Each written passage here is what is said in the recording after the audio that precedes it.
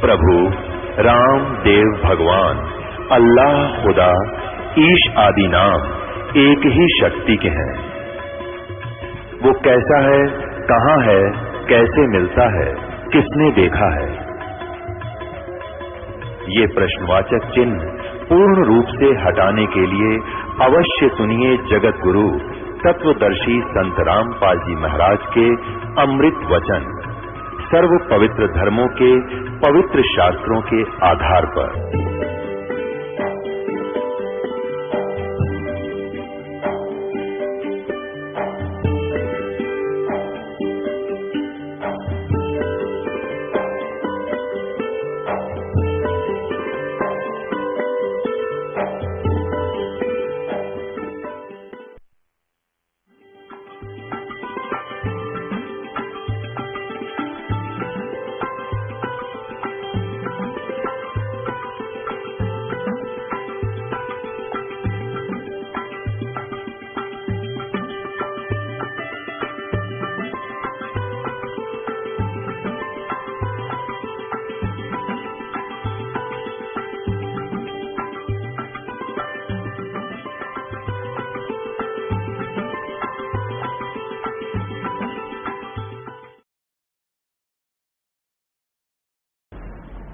तो पुण्यात्मा, सौभाग्य आपका, आप जी को परमात्मा का ये मार्ग उस समय में मिल रहा है जो परमात्मा ने ये प्रकट करना था। और धन्य आपके माता पिता जिससे आपका जन्म हुआ। वो माता पिता आपको अपने बच्चों को यहाँ लेकर आते हैं, ये आपके सच्चे माता पिता हैं। और आज जो आप अपने बच्चों को, माता पिता को, भाई बहनों को कितना प्यार करते हो, तो ये प्यार तो आपका रह नहीं सकता यदि उस गलत साधना में लगे रहे। तो इस साधना से आप सत भक्ति करोगे और भले ही आप धीरे धीरे यहाँ से चलते जाओगे, शरीर छोड़ छोड़ जाओगे, तो सतलोक में पहुंचोगे। वहां जाकर के जैसे परिवार आपका यहाँ बन गया, ऐसे धीरे धीरे ऐसे ही वहां बन जाएगा। और फिर वो इतने बच्चे प्यारे लगा करेंगे, इससे भी अच्छे लगेंगे। वहां इतना सुंदर शरीर होगा, अच्छा व्यवहार होगा, शिष्टाचार न्यारा है, वहां कोई किसी चीज का भाव नहीं। अब तो कितना ही प्यारा बेटा और बेटी हो, बेटी को तो पिता ब्याह के पढ़ाई करके छोड़ देगा क्योंकि यहाँ का नियम है, फिर अपनी कहाँ हुई। और बेटा कितना ही प्यारा है, जब वो युवा हो जाएगा उसको कहेगा बेटा अपना काम कर। जब वो काम नहीं करेगा तो दुश्मन दिखाई देगा क्यों करके भी ना खाता। तो प्यार भी रुड़ता फिर अपना। और 6 महीने बालक बीमार हो जा, 1 वर्ष बेटा बीमार हो जा, बेटी हो जा, माता पिता खुद कहने लग जाते हैं भगवान इसकी माटी संगवा ले, घना दुखी हो गए। दुखी तो वो खुद होते हैं पर कहना पड़ता है ना, यूं घना दुखी हो रहा है। इसी प्रकार माता पिता 6 महीने दुखी हो जा, दरंग मार जा, टट्टी पेशाब दौड़ना पड़ जा, तो बेटा बेटी तो जल्दी, पुत्र को दूर, बेटा तो जल्दी हाथ खड़े कराया करे। तो यू प्यार यहाँ का नकली है भाई, सथाई नहीं है। ठीक है, ममता और ये शिष्टाचार यहाँ भी हमने बनाए रखना पड़ेगा। और इस भक्ति से फिर आपको ऐसे अटैक नहीं होंगे। पैरालाइसिस भी हमने देखा, यहाँ नाम लेने के बाद कईयों का क्रम अड़ गया, पैरालाइसिस हो गया और 30 दिन चालन लग गए। बताओ, वो दुख भी टाल दिया भगवान ने। तो ये ऐसे सुख देगा, आप यहाँ भी सुखी रहोगे और सतलोक में सदा अमर स्थान पाओगे। परमात्मा कहते हैं, गरीबदास जी ने कहा कि सतगुरु आए दया करी, ऐसे दीन दयाले, बंदी छोड़ बरतास का जठरग्नि प्रतिपाले। अमर करूं, खुद कहते हैं भगवान, अमर करूं सतलोक ले जाऊं, तात बंदी छोड़ कहाऊं। बंदी छोड़ हमारा नामम, अजर अमर हमारा अस्थिर ठामम। हमारा अजर अमर स्थान है। ए स्वामी सृष्टा में सृष्टि हमार तीर, दास गरीब अदर रहूं, अवगत सत कबीर। भजन करो उस रब को जो दाता है कुल सबे का।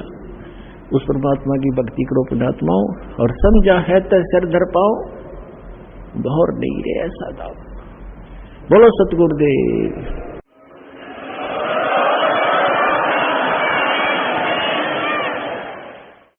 परम पिता परमात्मा पूर्ण ब्रह्म सारी सृष्टि के रचनहार कुल मालिक कबीर देव, कबीर साहेब, अल्लाह अकबर। उस ग्रेट गॉड कबीर परमेश्वर जी की असीम रजा से आप सभी पुण्यात्माएं परमात्मा की महिमा का ये सत्संग सुनने के लिए उपस्थित हुए।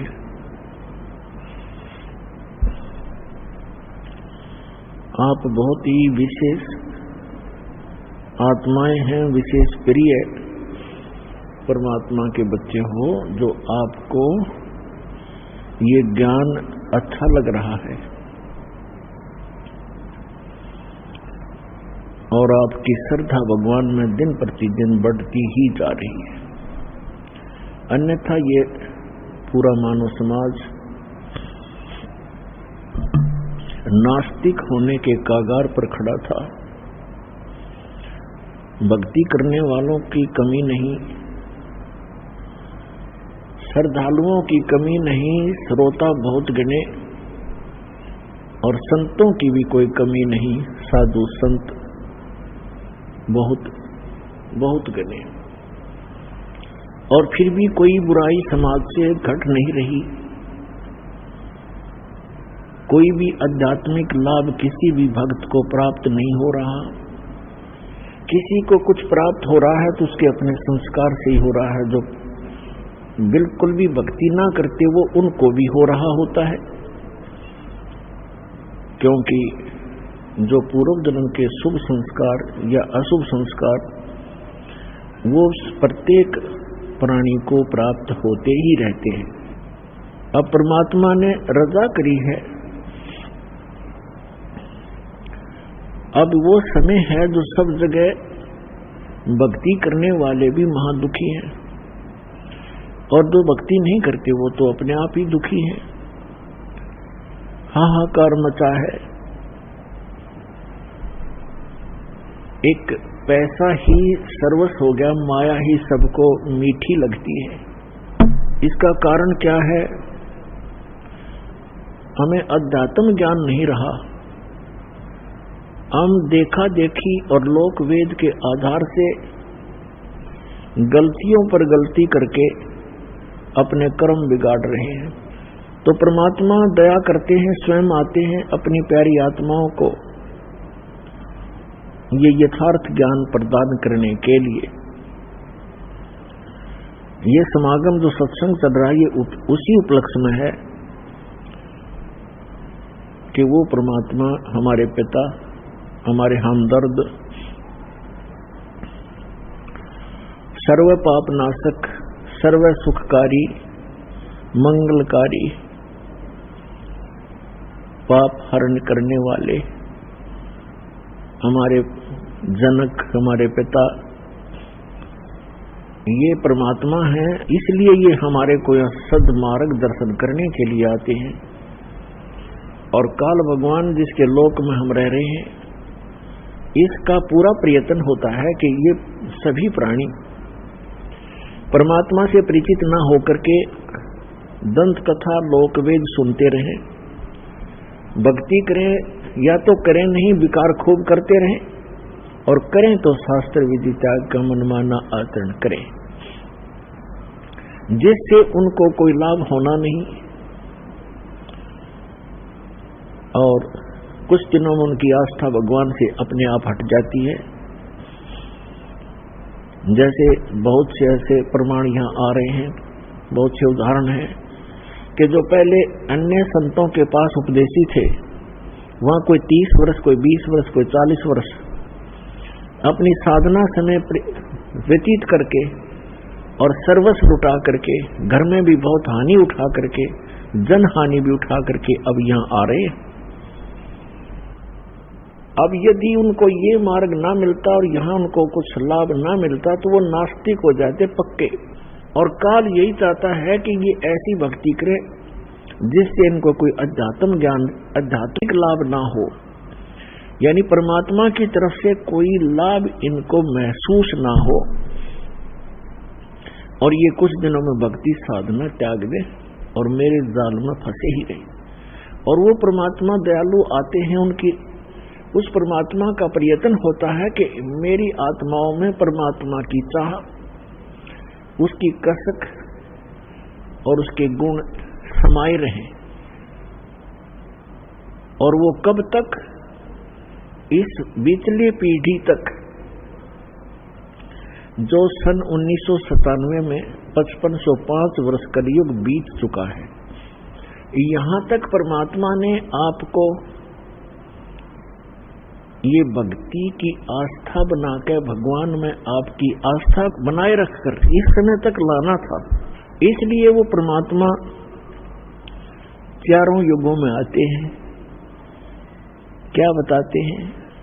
सतयुग में सत सुकृत कह तेरा, त्रेता नाम मुनींद्र मेरा, द्वापर में करुणा में कहाया, कलियुग नाम कबीर धराया। चारों युग में मेरे संत पुकारे, कूक कहा हम हेल रे, हीरे माणक मोती बरसे, ये जग चुगता डेल रे।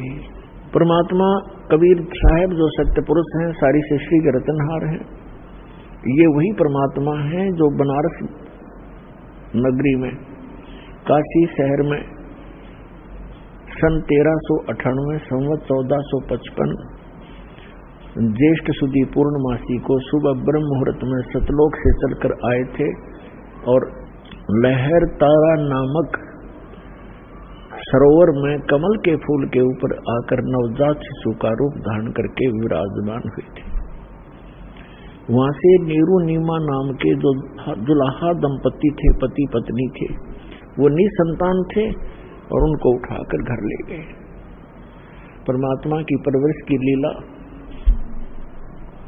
कंवारी गायों से हुई, कबीर सागर में प्रमाण है। और वेद भी यही बताते हैं, ऋग्वेद मंडल नंबर 9 सूक्त 1 मंत्र 9 में यही प्रमाण है कि वो परमात्मा शिशु रूप धार कर जब आते हैं, वो लीला करते हैं, उसमें उनके परवरिश की लीला कंवारी गायों द्वारा होती है।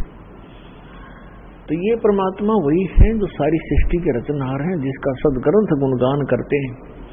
और आंखों देखा जिन महापुरुषों ने, उन्होंने भी इसी परमेश्वर कबीर जी की महिमा का ही गुणगान किया। और ये वही परमात्मा है, सारी सृष्टि का रचनहार है। इसके विषय में जिन महापुरुषों को परमात्मा प्राप्त हुए, जिन्होंने परमात्मा का वो निज धाम देखा, लोक देखा, सतलोक देखा, जहां हम सभी रहा करते थे, उन्होंने फिर अपनी अमृत वाणी में बोला और बताया। हम सुल्तानी नानक तारे दादू को उपदेश दिया, जात जुलाहा भेद न पाया, ये काशी में कबीर हुआ। अनंत कोटि ब्रह्मांड का एक रति नहीं भार, सतगुरु पुरुष कबीर हैं कुल के सिरजनहार।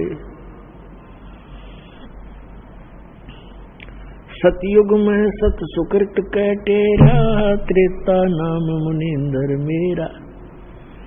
सतयुग में परमात्मा सतसुकृत नाम से आए, ऐसे ही कमल के फूल के ऊपर सरोवर के अंदर विराजमान हुए नवजात शिशु बना करके। वहां से एक विद्याधर नाम के ब्राह्मण और उनकी पत्नी दीपिका, वो निसंतान थे, परमात्मा को घर ले गए और कुंवारी गायों से उनकी परवरिश हुई। 5 वर्ष की आयु में, 4 वर्ष की आयु में मनु जैसे जो विद्वान प्रसिद्ध हो रहे थे, पाक रहे थे, उनके छक्के छुड़ा दिए। उनको जबान नहीं छोड़ी उनके मुख में। और एक ही प्रश्न परमात्मा किया करते थे, कौन ब्रह्मा का पिता है, कौन विष्णु की मां, शंकर का दादा कौन है, ऋषि जी मोहे बता। उनके पास कोई उत्तर नहीं था। उल्टा परमात्मा के साथ ही वो बेहुदा व्यवहार करने लग जाते थे। ये झूठा है, ये कपटी है, ये पता नहीं कहाँ किस जाति का है। वहां पर पढ़ा मिला था, विद्याधर के घर आ गया, ब्राह्मण के घर। ये ऐसी ऐसी नीच बातें वो परमात्मा के लिए बोलने लगे, विषय बदल दिया करते थे।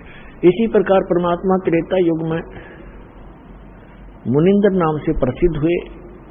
उस समय वही आत्मा जो विद्याधर और दीपिका वाली थी, वो दोनों त्रेता युग में फिर ब्राह्मण कुल में ही उनका जन्म था।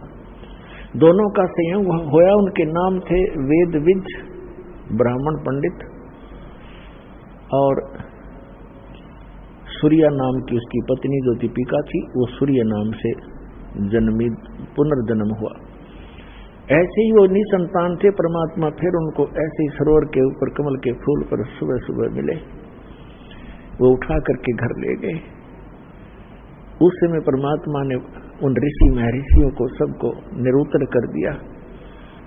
सभी परमात्मा के साथ अच्छा व्यवहार नहीं करते थे और उनको ऐसे ही उलाहने दिया करते, ताने लगाते थे, व्यंग कसते थे कि ना जाने तो किस जाति का है, वेद बीज को कहाँ पड़ा मिला था। जब त्रेता युग में परमात्मा आए हुए थे, उस समय की एक कथा सुनाते हैं, परमेश्वर की सुप्रसिद्ध है।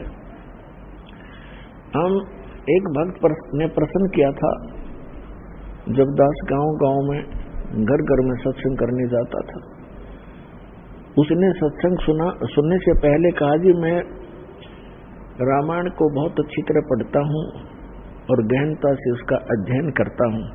मुझे एक दो प्रश्न ऐसे खटक रहे हैं जिनका मुझे किसी भी मंडलेश्वर के पास, किसी भी संत ऋषि आचार्य शंकराचार्य संत महात्मा के पास उसका उत्तर नहीं मिल पा रहा। उत्तर वो देते हैं अपने ढंग से, पर मेरी संतुष्टि नहीं होती। मैंने कहा बोलो भाई बताओ क्या प्रश्न है आपका। उन्होंने कहा कि रामायण के अंदर मंदोदरी जो रावण की पत्नी और विभीषण, उनकी ऐसी वाणी है रामायण के अंदर, उन्होंने जो विचार व्यक्त किए हैं उस राक्षस नगरी के अंदर, ऐसे शुभ विचारों के ये आत्मा कहां से आ गई, इनको ये ज्ञान कहां से प्राप्त हुआ। मंदोदरी कितना समझाती है, विभीषण भी बहुत अच्छे वचन कहता अपने भाई को। ये विचार उनके पास कहां से आ गए, और पूरे श्रीलंका के अंदर कोई बोलनिया नहीं था। और दूसरा वो ये कह रहा था कि जैसे हम सुनते हैं कि समुद्र के ऊपर पुल बनाया, कोई कभी तो हम किसी से सुनते हैं कि श्री रामचंद्र जी ने पत्थर तरा दिए, फिर हम ये भी पढ़ते हैं कि श्री रामचंद्र जी ने 3 दिन तक घुटनों पानी में समुद्र में खड़ा होकर के याद प्रार्थना करते रहे, अग्निबाण से फूंकना चाहा। फिर उन्होंने कहा कि नल नील आपके यहाँ ऐसे भक्त हैं जिनके हाथों में ऐसी करामात है, उनके हाथों से पत्थर भी नहीं डूबते। और नल नील ने पत्थर तरा दिए। कोई कहता है श्री हनुमान जी ने राम नाम लिख दिया पत्थरों पर, वो हल्के हो गए, तैरने लग गए। ये बिना सिर पैर की बात है। मुझे कोई संतुष्टि नहीं मिल रही। मैंने बहुतों से प्रश्न कर लिया, वो भले ही अपनी तरफ से उत्तर देने की चेष्टा करते हैं। मैंने उससे कहा कि पुण्यात्मा, मुझे भी पहला ऐसा हिंदू भक्त मिला है जो ऐसा प्रश्न करने वाला हो, अपने सदग्रंथों में जिसको शंका हो और उसका समाधान ना हो पा रहा हो। अन्य श्रद्धालु तो कोई तो कहीं फंस गए हैं, कोई राधा स्वामी कहीं चले गए, कोई किसी के, कोई सच्चा शब्द सरसा। उन्होंने रामायण आदि पढ़ने की आवश्यकता नहीं महसूस हो रही। और शेष जो श्रद्धालु वो ब्लाइंड फेथ किए बैठे अपने गुरुओं पर। और एक आप हो जो ऐसी बात कही है जो प्रत्येक ने इस पर विवेचन करना चाहिए था। और इसके लिए यदि मैं आपको उत्तर दूंगा अभी, तो आपकी बुद्धि कैच नहीं कर सकती, क्योंकि आप बालक हो। अभी तो आप इस अध्यात्म मार्ग में प्रथम कक्षा के विद्यार्थी भी नहीं हो। तो सबसे पहले आपने सृष्टि रचना सुनना पड़ेगा।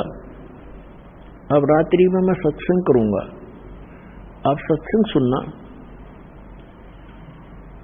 और वो आपके प्रश्नों का उत्तर उसमें मिलेगा। दास ने पहले मौखिक सृष्टि रचना सुनाई, और उसको ऐसा लगा जैसे ये दंत कथा लोक वेद बनावटी सी कहानी है। फिर दास ने सुनाया ये जो उसके प्रश्न का उत्तर था, तो उसकी वो कथा आपको भी सुनाता हूं। जिस समय परमात्मा स्वयं मुनिंदर नाम से प्रकट थे, उस समय श्रीलंका के अंदर एक सुंदर विजय नाम का एक भाट था। भाट आपको पता होगा, जो राजाओं के घरों में जाते थे, बड़े बड़े नवाबों के घर जाते थे, उनकी प्रशंसा के पुल बांधा करते थे, उनको कथा कहानी सुनाया करते थे, उनको चुटकुले सुनाकर उनकी महिमा के पुल बांधकर प्रसन्न करके उनसे कुछ रोजी रोटी प्राप्त करते रहते थे। वो चंद्र विजय नाम का एक भाट था। उसके घर में पुत्र पुत्रियां और पुत्र वधू कुल मिलाकर 16 सदस्य थे। परमात्मा कहते हैं, सो छल छिद्र मैं करूं अपने जन के काज, गोता मारूं स्वर्ग में जा बैठूं पाताल। गरीबदास जी वर्णन कर रहे हैं परमात्मा की महिमा को। गरीबदास ढूंढता फिरूं अपने हीरे मोती लाल। तो परमात्मा एक साधु रूप में चंद्र विजय जिस रास्ते से सुबह सुबह सैर सपट्टे को जाता था, उस मार्ग में एक वृक्ष के नीचे बैठ गए। और पुण्यात्मा भक्त का एक विशेष लक्षण होता है कि साधु संत दिखाई देते उसकी आत्मा अपने आप आकर्षित हो जाती है। वो उसका सौभाग्य या दुर्भाग्य, वो असली है या नकली, लेकिन वो असली मानकर ही पहुंच जाता है। तो परमात्मा भी कहते हैं कबीर साहब के, साधु दर्शन राम का, साधु दर्शन राम का, मुख पे बसे सुहाग, और दर्श उन्हीं को होत है जिनके पूर्ण भाग। कबीरा दर्शन संत के, परमात्मा आवे याद, और लेखे में वही समय, बाकी का समय बर्बाद।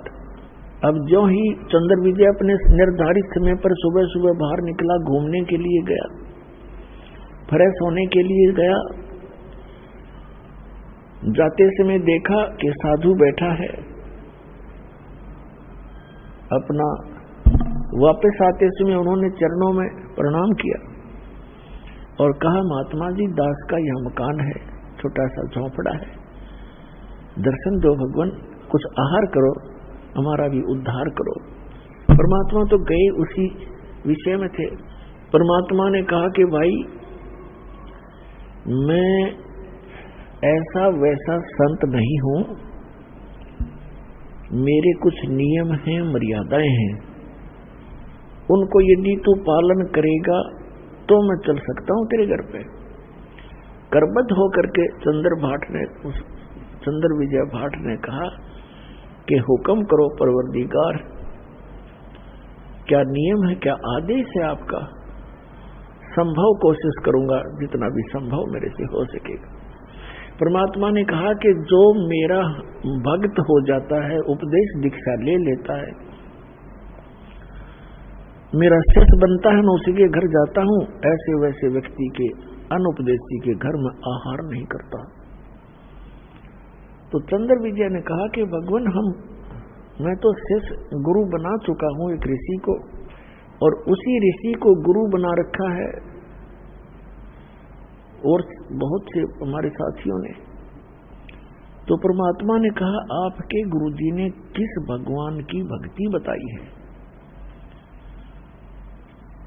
अब चंद्र विजय कहता है कि और भगवान कौन है? शिव जी, शंकर भगवान ही तो है सर्वेश्वर, और हमारे राजा भी भगवान शंकर के ही उपासक हैं। फिर परमात्मा ने उसको कहा कि भाई तुम सभी भ्रमित हो, ये शंकर भगवान नहीं है, ये एक देव है। और ये तीन देव एक जैसी ही शक्ति वाले हैं। श्री ब्रह्मा जी रजगुण, श्री विष्णु जी सतगुण, श्री शंकर जी तमोगुण। जैसे आजकल के दृष्टिकोण से अब दास समझाएगा, जैसे एक प्रांत में मिनिस्टर होते हैं, मंत्री, तो उन मंत्रियों का एक जैसा ही रैंक होता है, एक जैसी पावर होती है, एक जैसे ही वो एमएलए होते हैं, लेकिन उनके विभागों में अंतर होने से थोड़ी सी वैल्यू उनकी घट बढ़ जाती है, वो अलग बात है। फिर परमात्मा ने बताया, तीन लोक का राज है ये, ब्रह्मा विष्णु महेश, ऊंचा धाम कबीर का, बाणी बिरह विदेश। तीन देव की जो करते भक्ति, उनकी कदे ना होए मुक्ति। गुण तीनों की भक्ति में ये भूल पड़ो संसार, कहे कबीर निज नाम बिना कैसे उतरो पार। अब चंद्र विजय को कुछ बात खटकी, कुछ हटकर ज्ञान था, कभी कड़वा लगा कभी मीठा लगा। घंटा 2 घंटे डिस्कशन करने के बाद उसने निर्णय ले लिया कि भगवान आपका ज्ञान भले ही मैं पहले बार सुन रहा हूं, पर आत्मा को खींच रहा है, कुछ अच्छा सा भी लग रहा है। शुरू में तो अच्छा नहीं लग रहा था। तब चंद्र विजय ने कहा कि भगवान दीक्षा दे दो दास को। परमात्मा ने उसको मंत्र दिया और कहा अब दर्शन दो दास के घर पे। तो चल पड़े मालिक। अब चंद्र विजय के घर रहे परमात्मा 2-3-4 दिन, प्रार्थना करके रखा उनको। सारे परिवार को बैठा लेते थे और सत्संग सुनाते थे, ज्ञान सुनाते थे।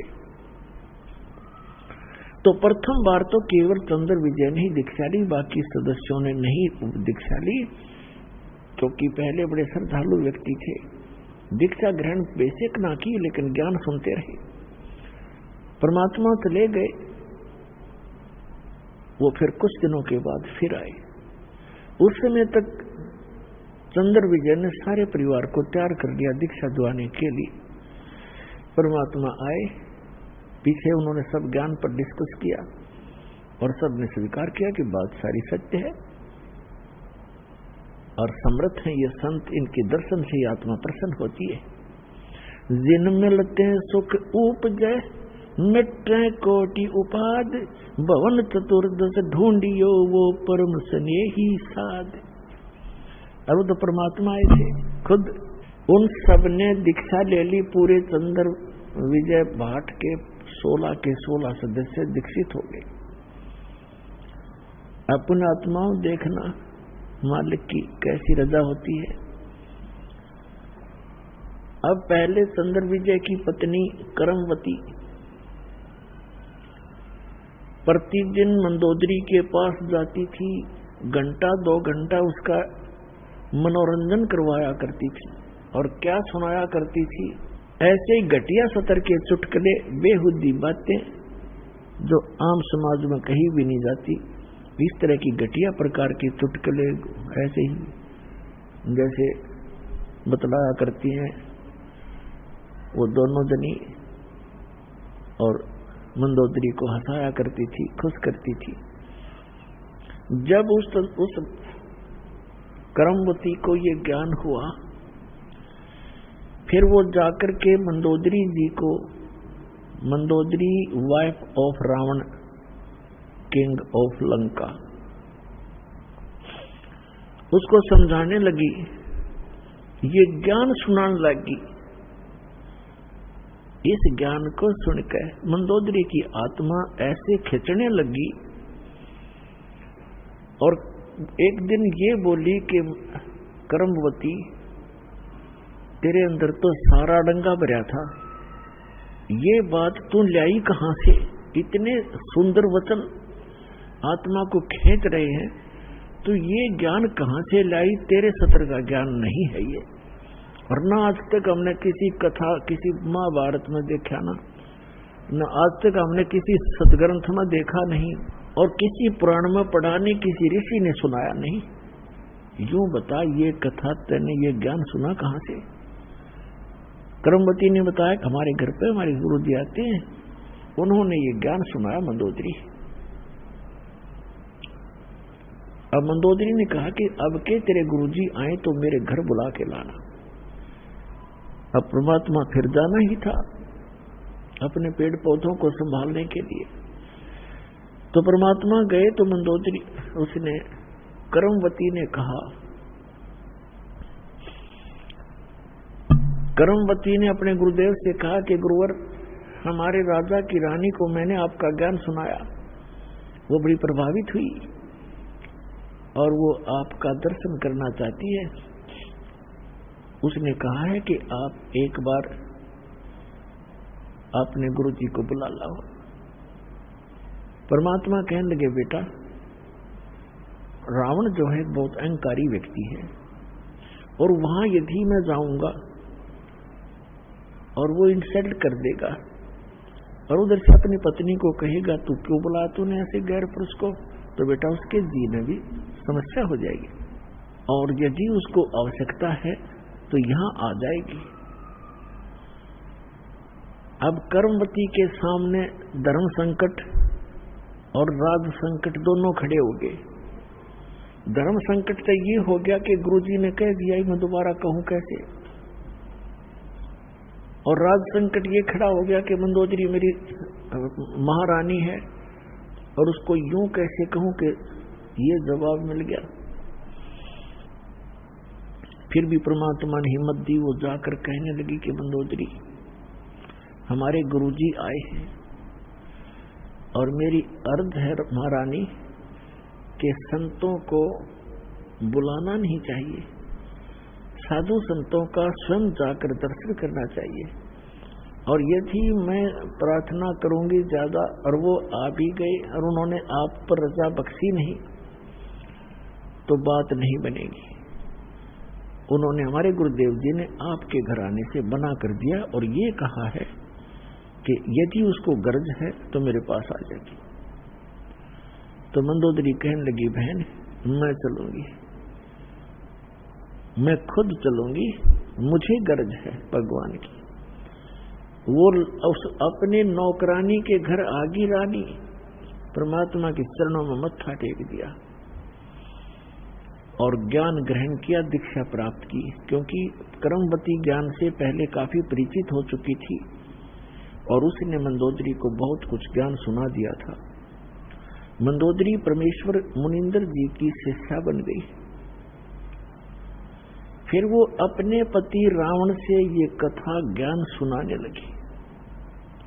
रावण कहने लगा, तेरी बुद्धि चल चुकी है, तेरे को किसी गलत व्यक्ति ऋषि ने बहका दिया है, भगवान शंकर से ऊपर कोई शक्ति है, देख मेरे कैसे ठाठ कर रखे, कैसी मेरे को सिद्धियां दे रखी है, सारी सोने की लंका बना ली है।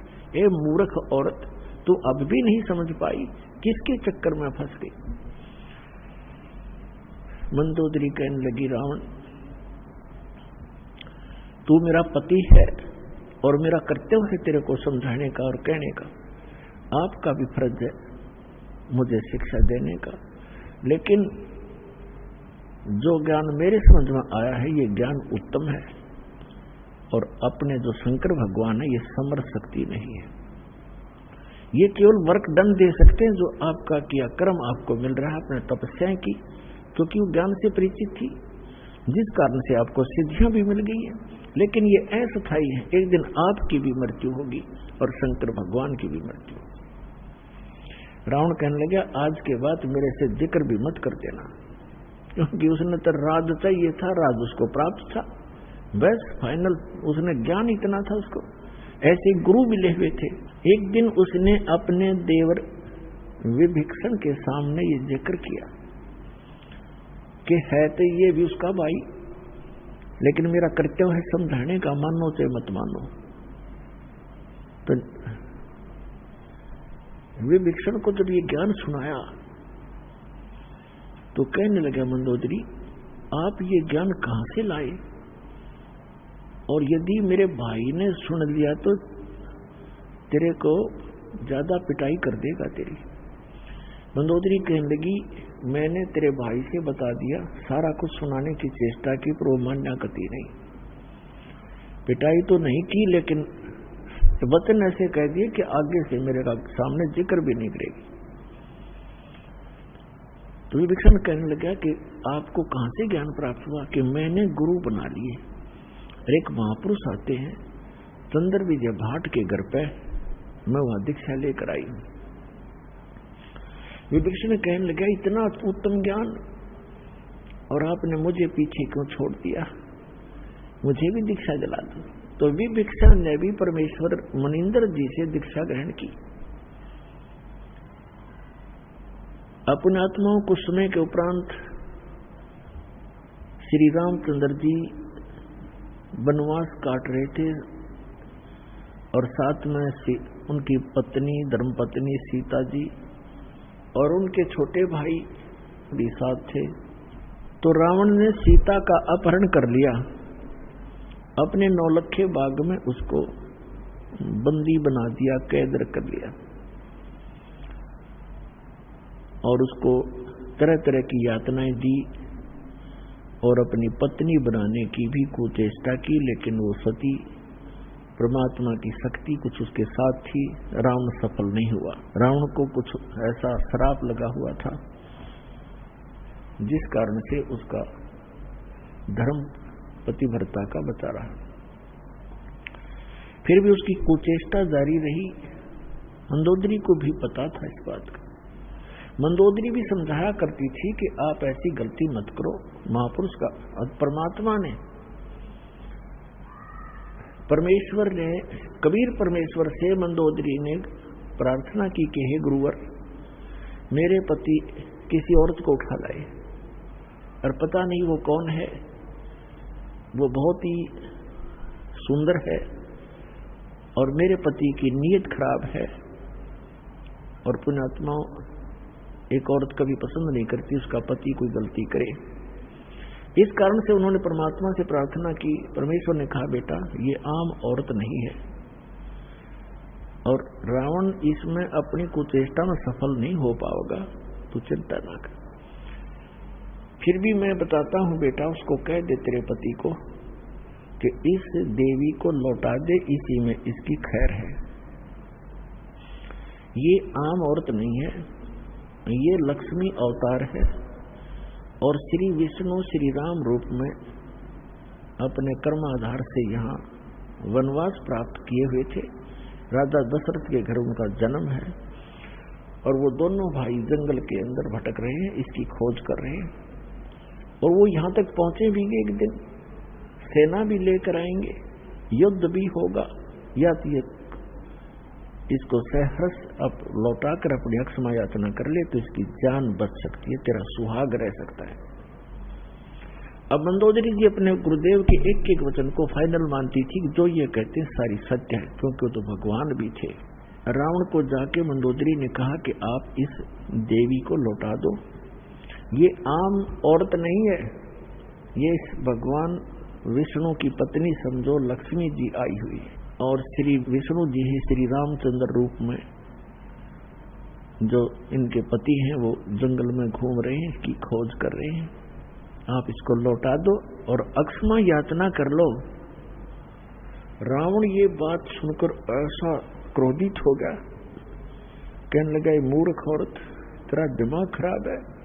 एक दो मांसाहारी मस्करे जंगल में फिरते हैं तीर लिए, उनसे मुझे डराती है। मेरे 1 लाख पुत्र हैं, 1.25 लाख मेरे नाती हैं, मेघनाथ और जैसे मेरे पुत्र हैं, कुंभकर्ण जैसे मेरे भाई हैं, तो किससे मुझे डराती है? एक दो व्यक्ति जंगल में फिर रहे हैं और माफी मांगने की कहती है, क्षमा याचना करने की कहती, तेरी बुद्धि चल गई है, बहुत कुछ खरी खोटी कही। अब मंदोदरी को अपने गुरुदेव की बात पर फाइनल विश्वास था, अटल विश्वास था कि न जो बोला सही है। तब परमात्मा से उन्होंने फिर स्वयं प्रयत्न किया। उधर से सीता जी की खोज करते करते हनुमान जी ने वो सुराग लगा ही लिया था कि रावण के बाग में, नौलखा बाग में वो बैठी है। कैद हैं। फिर वो तैयारी हो रही थी उधर से सेना की। रावण के पास भी एक संदेश से आ चुके थे कि आप ये लौटा दो। जैसे अंगद जैसे दूत बनकर भी आ लिए थे और इसने अपनी सारा कुछ कर लिया था। अंगद का पैर भी नहीं हिला था उससे, उसके महाबलियों से। फिर भी बुद्धि काम ना करे थी, क्योंकि रावण इतना तगड़ा बताया है सूक्ष्म वेद में परमात्मा ने कि एक समय में 100 मटके तो दारू के पिया करता, शराब के, और 100 जोटियां का मांस खाया करता। वो तो और ब्राह्मण था, एक भैंसे का मांस खाने लगे जैसे खाते होंगे जितने, मेरे ख्याल में 100 आदमी नहीं खा सकते वर्तमान के। और उस समय 100 मटके दारू के, एक मटका भी बड्डे होंगे उनके उस समय के थे। अभी 15-20 लीटर का तो एक घड़ा होता ही होता है। 100 मटके दारू के एक बार पिया करता और 100 जोटियां का मांस, भैंसों का मांस खाता था। इतना तगड़ा बलशाली। सतयुग में 100 फुट की हाइट होती थी मानव की, मनुष्य की, और त्रेता में 80-70 फुट की हाइट होती थी।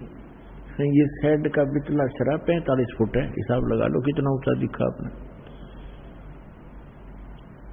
इसे 25 फुट और ऊपर जाइए, इतने लंबे, और फिर चौड़ाई से पैरेलल होगी इसकी।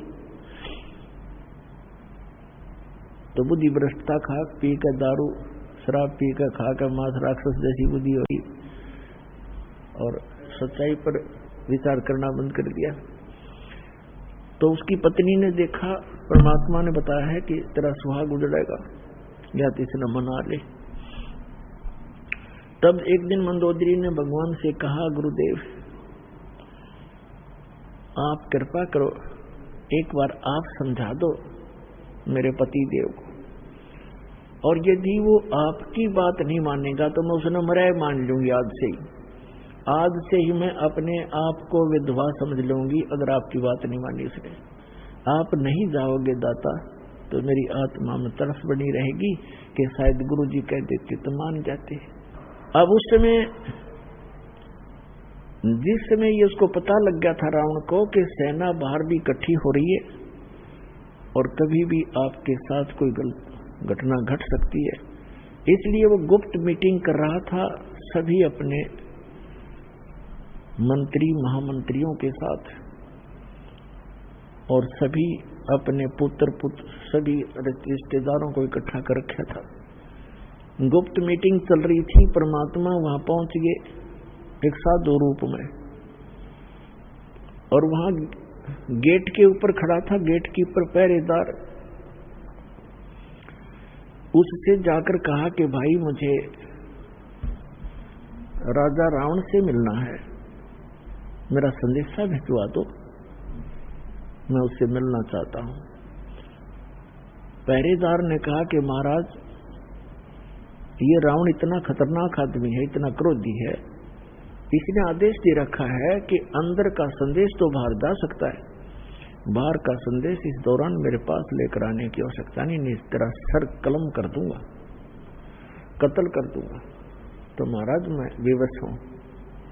अब उस समय संतों से भी डर लगता था, क्योंकि वो कोई वचन कुवचन बोल देते थे जो हानि कर देता था। तो परमात्मा समझ गए कि इसके बस की बात नहीं, अपनी व्यवस्था ये सही जाहिर कर रहा है। तो परमात्मा वहां अंतर ध्यान हुए और रावण के दरबार के अंदर प्रकट हो गए, जहां पर लाखों आदमी बैठे हों। तो वो कितना बड़ा महल होगा, इतना लंबा, बीच में गेट, ऊपर ऊंची स्टेज के ऊपर बीच में गैलरी, स्टेज पर बैठा रावण। जो ही उसने देखा कि ये आदमी महात्मा अंदर किसने आने दिया, रावण ने आदेश दिया गर्ज के पहरेदार को बुलाओ।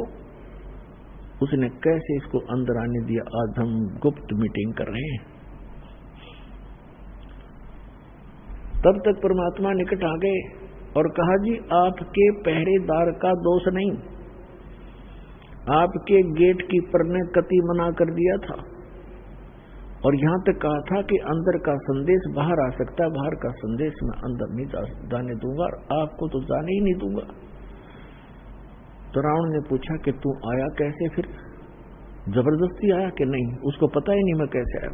तो परमात्मा एकदम अदृश्य हो गए, अंतर ध्यान हो गए, और फिर तुरंत वहीं प्रकट हो गए। तब कहा कि मैं ऐसे आया, उसको नहीं पता, वहां तो मैं अदृश्य हो गया और आपके महल के अंदर राज दरबार में मैं प्रकट हो गया, ऐसे आया।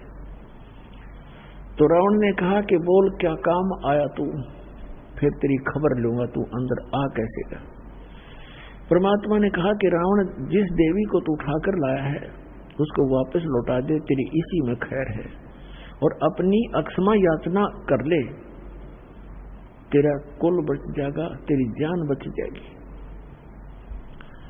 वो भगवान विष्णु के अवतार हैं और ये लक्ष्मी अवतार सीता है। रावण कहता है कि अपनी जुबान बंद कर ले और तू वापस चला जा। परमात्मा ने कहा कि तेरी विनाश काले विपरीता बुद्धि होगी है रावण, तेरा सर्वनाश निकट है, तो दुनिया के अंदर एक नंबर का दुष्ट प्रसिद्ध होगा। तो ऐसे कर्म मत कर, एक सूरवीर होकर अबला को हर लाया, तो जैसे धिक्कार है तेरे जैसे राजा को। परमात्मा तो परमात्मा थे, निडर थे, उसने 36 सुना दी उसके हित में। रावण को इतना क्रोध आया कि 2 कौड़ी का एक संत और लंका के राजा के इंसल्ट कर दी, निकाल के तलवार और वहीं से जंप लगाया, नीचे आया, स्टेज से कूद गया और गुस्से में तलवार निकाल के परमात्मा को कत्ल करना चाहा। परमेश्वर के पास एक झाड़ू की सींग थी, आपको देखी होगी झाड़ू की सींग कितनी पतली होती है, एक सींग, वो तिल्ली सींग लंबी सी, और उसको ऐसे कर दिया, हाथ में ले रखा था, ऐसे कर दिया। रावण ने गुस्से में उसके ऊपर ऐसे 70 कट्टा कट, जैसे लोहे के पिलर के लगता हो उसकी तलवार, 70 बार वार किया और सींग को निशान भी नहीं हुआ। और 100 जोटे खाने वाला कितना पहलवान होगा, कितना तगड़ा, पसीने आगे भाई के कांपन लग गया और खड़ा हो गया तलवार लेकर, कहने लगा, अब उसने देख लिया ना मारे तो मरता, एक सींग का निशान हुआ तो उसका क्या बिगाड़ देगा। उसका समझ में नहीं आई कि भगवान है, न सोचा कोई सिद्धि होगी इसके पास। जाके ऊपर बैठ गया स्टेज पर मुंह लटका के और कहने लगा कि तेने जाना हो तो जा, मैं तेरी बात में मानू नहीं। परमात्मा बोले फिर मैं यहाँ के गड्ढूंगा तेरे पास, तेरे जैसे नालायक के पास, पर मेरे फिर आखिरी वचन सुन ले, तेरा नाश निकट है, तेरी बुद्धि भ्रष्ट हो चुकी है। तो ब्राह्मण हो कैसे जुल्म करता है। और परमात्मा के सब बच्चे हैं, सबको कहना सुनना उसका कर्तव्य बनता है, ये कहकर वहां से अंतर ध्यान हो गए। अब परमात्मा ने जाकर के वहां सुंदर विजय के घर पे बता दिया कि कह देना मंदोदरी को कि मैंने उससे कहा था लेकिन वो बिल्कुल नहीं माना। मंदोदरी वहीं आगे कुदरती, क्योंकि बुला लाई जाकर के वो कर्मवती सुंदर विजय भाट की पत्नी, और कहा परमात्मा ठीक है, आपकी बात उसने नहीं मानी तो मेरा आज से वो मन तमृत्यु मान ली उसकी। परमात्मा बोले बेटी मैंने अपना जो आपने कहा मैंने वो कर दिया, पर वो नहीं माना। अब उस समय विभीषण भी वहां विराजमान था और दीक्षित था। उसने घर आकर बताया कि अपने भाभी जी को बताया मंदोदरी को कि मंदोदरी आज तो मेरे भाई ने परमात्मा का कत्ल कर दिया होता, पर परमात्मा ने ऐसी लीला करी कि एक सीख ले रखी थी झाड़ू की और ऐसे कर दी, और उसने 70 बार उसको बहुत जबरदस्त ताकत से 70 वार किए, टस से मस नहीं हुई और मान्या फिर भी नहीं। तो पुण्यात्माओं कहने का भाव ये है कि फिर क्या होता है, जैसे कि आपको कथा सुनाई थी कि नल और नील नाम के 2 आपस में मौसी के बेटे थे, उनकी माताएं बहन थी। दोनों ही अपने पूर्व जन्म के संस्कारों से और प्रारब्ध के दुख से दुखी थे, कष्ट से। उन दोनों को बहुत मानसिक परेशानी भी थी, शारीरिक कष्ट भी थे। और परमात्मा कबीर जी के आशीर्वाद से वह स्वस्थ हो गए थे। फिर उनके शिष्य बनकर मुनिंदर ऋषि रूप में परमात्मा आए हुए थे। एक आश्रम कुटिया बना रखी थी, वहां वो रहा करते, सत्संग सुनने जाया करते थे, अपने घर भी आ जाते थे। जैसा कि आपको पहले भी बताया है कि उनके हाथों में समुद्र के अंदर कोई वस्तु ना डूबने का ये कैसे वो चमत्कार करामात आई थी। ये दोनों कबीर साहब के पास गए थे पहले, उससे पहले सब जगह इन्होंने अपना सारा इलाज भी करवा दिया था। और सभी ऋषि महर्षियों ने बता दिया था कि ये तुम्हारे प्रारब्ध के अंदर, तुम्हारे प्रारब्ध में लिखा है, ये दंड तुम्हें भोगना पड़ेगा, इसको कोई विश्व में काट नहीं सकता। ये तुम्हारी किस्मत में लिखा हुआ निर्धारित अंक है। लेकिन फिर भी आत्मा को मालूम है कि परमात्मा एक ऐसी शक्ति है कि वो सर्व संकट और सब पापों का नाश अवश्य कर देते हैं। इसलिए परमात्मा की खोज में संतों के पास जाते हैं और संत ही रूप में परमात्मा आते हैं। वैसे तो हमने परमात्मा की परिभाषा गलत सुन रखी है। हम निराकार मानते हैं भगवान को। तो साधु कहते हैं, कबीर साहब कहते हैं, हमें समझाने के लिए कहते हैं कि पर्वत पर्वत में फिरा, कारण अपने राम, राम जैसे संत मिले जिन सारे सब काम। परमात्मा के लिए भटक रहा था, कहीं पर्वत पर, कहीं गुफाओं में, लेकिन कोई संत मिला जिससे वो लाभ हुए जो भगवान दिया करता है। तो वो संत नहीं, वो स्वयं परमात्मा ही होते हैं। और ये परमात्मा आते रहते हैं अपनी प्यारी आत्माओं को परमात्मा में आस्था बनाए रखने के लिए। उनको सतमंत्र दे जाते हैं, कुछ अपने आशीर्वाद से उनकी बैटरी चार्ज कर देते हैं, पुण्य बना देते हैं, और ताकि उनमें उनके ऐसे दुख दूर कर देते हैं वो सोच भी नहीं सकते। फिर उनकी आस्था भगवान में दृढ़ हो जाती है। यही कारण रहा कि अभी तक हम परमात्मा परमात्मा कहते आए और भगवान से डरा करते, सर्व सुख पूर्व में परमात्मा से चाहा करते थे। आज से 50-60 वर्ष पहले वर्षा होती नहीं थी, होती थी भगवान से अर्ज करते थे तो वर्षा होती थी। कोई दुख भी होता तो हम अपने झाड़ फूक जंतर से ही, मंत्र से कोशिश किया करते थे।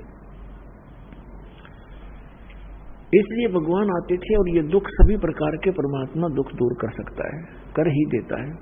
इसलिए परमात्मा जगह जगह आकर प्रकट हो जाते थे, उस क्षेत्र में अपनी महिमा बना जाते थे और उनकी महिमा बहुत वर्षों तक चलती रहती है। उन्होंने इस परमात्मा की आस्था हमारे हृदय में यहाँ इस कलयुग तक बनाकर रखनी थी। तो नल और नील परमात्मा के चरणों में पहुंचे, आशीर्वाद मात्र से स्वस्थ हो गए। ऐसे हो गए जैसे कभी उनका दुख था ही नहीं, किसी प्रकार का कोई कष्ट इनको नहीं हुआ। फिर उनकी आस्था दृढ़ होगी। सब जगह खड़ा होकर कहा कि हम बड़े दुखी थे, गुरुदेव की कृपा से हम सुखी हो गए। हमने तो मान लिया था कि आजीवन कष्ट उठाना पड़ेगा, लेकिन हमें नहीं पता था कि पृथ्वी पर परमात्मा आए। इस तरह के वहां उपस्थित भक्तों को जो सत्संग सुनने के लिए गए थे सबको बताया, औरों का भी दृढ़ हुआ विश्वास। तो उन्होंने, परमात्मा ने बताया, बेटा सत्संग में सेवा जरूर करनी चाहिए, इसे बहुत पाप कटते हैं और आप तो बहुत पापों से ग्रस्त हो और आपको कुछ सेवा करनी चाहिए हाथ से। पुण्यात्मा, हमारे कई प्रकार के पाप कर्म हैं। कुछ ऐसे पाप हैं जो परमात्मा गुरुदेव के दर्शन से कटेंगे, कुछ ऐसे पाप हैं जो आशीर्वाद से दूर होंगे, कुछ ऐसे पाप कर्म हैं जो धर्म दान करने से ही आपको राहत मिलेगी, कुछ ऐसे पाप होते हैं जो हाथ से सेवा करने से ही आपको राहत मिलेगी, और कुछ इस प्रकार के आपके पाप कर्म हैं जो परमात्मा की भक्ति मंत्र जंत्र ये जो दिए जाते सतनाम और प्रथम और मंत्र, इनसे ही कटेंगे। तो ये सारा कुछ मिलाकर एक ट्रीटमेंट है आत्मा को स्वस्थ करने का और सतलोक में जाने का और यहाँ भी भौतिक लाभ प्राप्त करने का। तो ये सारा कंप्लीट कोर्स करने से ही आपको पूर्ण लाभ प्राप्ति होगी। तो उन्होंने पक्का दृढ़ निश्चय कर दिया कि जितने भी यहाँ रोगी, बूढ़े, वृद्ध, बहन, भाई, माता, भाई, पिता, जो बुजुर्ग आते हैं, उनके बर्तन साफ करते, उनके, क्योंकि परमात्मा के दरबार में दुखी ही ज्यादा जाते थे। कोई रोगी था, कोई कोढ़ी था, और कोई किसी बीमारी से ग्रस्त था, कोई भूतों का सताया, कोई देवताओं पितरों का सताया हुआ वहां जाते थे। तो वो क्या करते थे, बर्तन ले जाते थे, बेले, थाली, गिलास। उस टाइम काशी के अर्धे काशी धातु थी, और काशी धातु का गिलास होते, बेला होते, थाली, वो अवश्य डूब जाता है, पानी पर तैरता ही नहीं। तो उसमें ऐसा साधन था कि पहले बर्तनों को या कपड़े धोने होते तो पानी में भिगोया करते, घंटा 2 घंटा, उनका वो मैल गल जाता, फिर साफ करा करते रेती कपड़ों को, बर्तनों को रेत रात से। तो वो क्या करते थे, गंगा यानी दरिया के किनारे बैठ जाते थे, उन बर्तनों को भिगो के, कपड़े होते कपड़ों को, और 1 घंटा, आध घंटा एक वृक्ष के नीचे बैठ के भगवान की चर्चा करते थे। और भी बैठ जाते भक्त, और सत्संग में सुने हुए वचनों पर डिस्कशन किया करते थे कि हमारे साथ ऐसा दुख था, परमात्मा ने आशीर्वाद दिया, हम स्वस्थ हो गए। और भी आपस में चर्चा करते थे, हमें भी ऐसे कष्ट था, यहाँ आते हमें ये राहत मिली, ऐसा ऐसा सुख हुआ, परमात्मा आए हुए हैं, भगवान, ये तो मुनिंदर नहीं भगवान समझो। इस तरह चर्चा करते करते वो मस्त हो जाते। उधर से कोई उनका किसी का गिलास, किसी का लोटा, किसी की थाली, किसी का बेला बह जाता, उनको ध्यान नहीं रहता, किसी के कपड़ा, किसी का तौलिया, किसी की धोती, वो बह जाती। और वो बेचारे मांझ मूंझ का जो इकट्ठे करके लिया कर रख देते, उठा लो अपने अपने। अब किसी की थाली नहीं, किसी का बेला नहीं, किसी का गिलास नहीं, तो कहते भी हमारा ये नहीं मिला, हमारा ये नहीं मिला। तो कहते जी हम तो जितने ले गए थे उतने ले आए। तो और दूसरे जो भगत जाते थे सेवादार बर्तन साफ करने के लिए, वो बताया करते थे कि ये ध्यान नहीं देते, ये बैठ के गप्पे मारने लग जाते हैं और वो बह जाते हैं, इनको ध्यान नहीं रहता। तो उन्होंने आखिर में ये शिकायत परमात्मा तक पहुंचा दी कि जी आप अपने जो 2 भक्त हैं, ये इनको हमने मना भी कर लिया कि आप सेवा रहने दो, कि सेवा ना करो, हमारे तो गिलास कहाँ से लाए, इतनी दूर जंगल से गांव में जा करके, हम तो दुखी हो जाते हैं, हमने यहाँ 2-4 दिन रुकना है, सत्संग है। और ये मानते नहीं, रोने लग जाते हैं, कहते हैं आगे ठीक रखेंगे, ध्यान रखेंगे, और परमात्मा जी फिर भी ऐसे ही करते हैं। आप इनसे कहो कि ये हमारी सेवा ना करे, कोई और कर लेगा। उनको ये चिंता होगी कि गुरुजी के पास मेरी कंप्लेंट चलेगी हमारी, और कहीं हमें फिर वो आपत्ति ना आ जाए, गुरुजी रुष्ट हो जाए। चरणों में पड़ गए, बुरी तरह रोने लग गए, कहा भगवान हमारी सेवा ना छीनना, हमारी सेवा ना छीनना दाता, हम बिल्कुल आगे से बिल्कुल ठीक करेंगे, वे बहुत ध्यान रखेंगे। तो वो भगत कहने लगे जी ऐसे ही कहते हैं, कई बार कह दिया ऐसे ही, अब जाते फिर वैसे ही फिर कर देते हैं। तो परमात्मा ने, वो तो जानी जान थे, कहा बेटा इनको आशीर्वाद दे देता हूँ, इनके हाथ से कोई चीज भी नहीं डूबेगी, लोहे की भी नहीं डूबेगी, पत्थर भी नहीं डूबेंगे, और तुम निश्चिंत रहो।